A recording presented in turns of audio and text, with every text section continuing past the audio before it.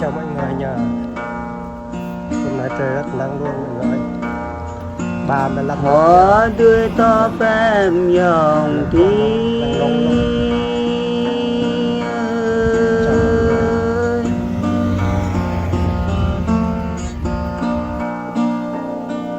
Dạ vàng cho em lên.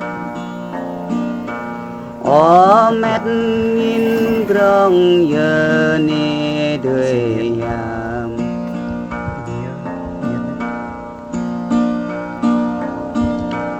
О brong nghìn vật giờ tươi.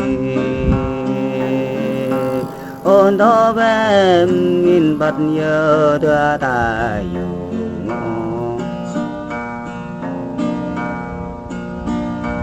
Bố đó y chung nói dòng bờ hoa. Ô đó em bố đó đây bên ở sang. Ô đó thuê trang lại dòng bờ play. Ô đó em mô ta lại ta thuê ta thùn đây.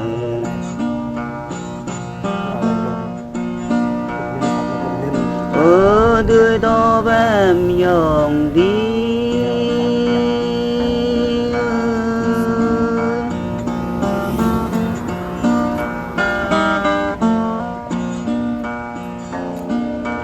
Đó đã yong mà e thao mau là đời. Đó đã yong yêu e thao đây. Ô tô em đó đã yong bia thao kinh. Đó đã yong bộ mình im màu đó. Ô tô em yong mùi biểu chào chung đình đoàn ta.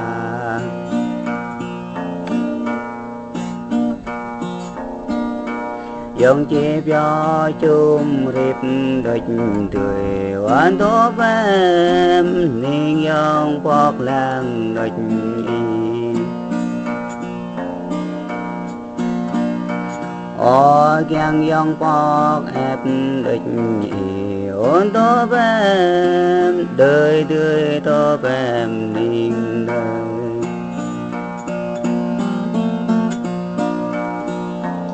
Ôi đời to em dòng đi.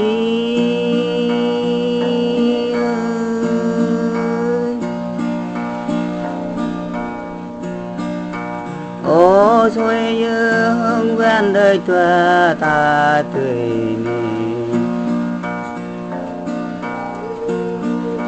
Sáp lan hương vật địch tuần ta.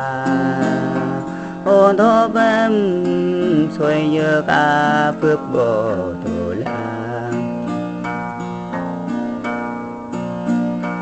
Ôi xuôi như cả mã giữa cái tơ ngăn. Ôn đó em tan chua chua ta thùng nê. Ô tay ông bố thọ xoan ta nê. Ôn đó em pran yong bố thọ súc ta thong.